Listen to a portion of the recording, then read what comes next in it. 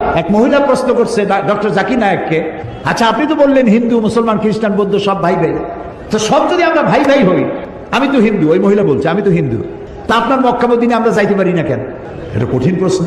আমি চিন্তা করলাম কি জবাব দেয়, আমার কাছেও জবাব আছে, কিন্তু উনি কি বলেন সেটা শোনা দরকার।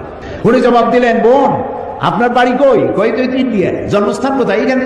আমার জন্মস্থানও এখানে। আচ্ছা বোন আপনি কি জানেন যে ইন্ডিয়ায় এমন এমন জায়গা আছে যেখানে এখানে জন্মগ্রহণ করার পরেও সে জায়গায় আপনি আর আমি যাইতে পারি না, এরকম জায়গার নাম জানেন? কোন এরকম জায়গা থাকবে কেন? আমি ইন্ডিয়া জন্মগ্রহণ করছি, সব জায়গায় যাইতে পারি। উনি বললেন মোটেই না, এখানে এমন এমন জায়গা আছে যেখানে আপনি আমি প্রবেশ করতে পারবো না, তার নাম ক্যান্টনমেন্ট। ক্যান্টনমেন্টে আপনিও ঢুকতে পারবেন না, আমি ঢুকতে পারবো না। ক্যান্টনমেন্টে ঢুকবে যারা নিরাপত্তার দায়িত্বে, দেশ রক্ষার দায়িত্বে যারা আছে, যে কোনো মুহূর্তে ডাক দিয়ে পড়ে জান দেওয়ার জন্য, রক্ত দেওয়ার জন্য, জীবন দেওয়ার জন্য ঝাঁপায় পড়বে, সেসব সেনাবাহিনীর জন্যই ক্যান্টনমেন্ট তৈরি করা হয়। ওখানে আপনি আর আমি যাইতে পারবো না।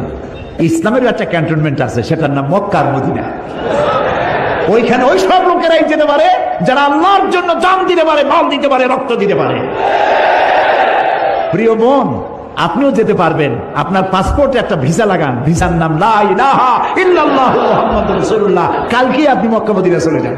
কি সুন্দর জবাব! আমার খালি দোয়াই আসলো যে আল্লাহ তাআলা কি ব্রেন তুমি তাকে দিয়েছো, সুবহানাল্লাহ।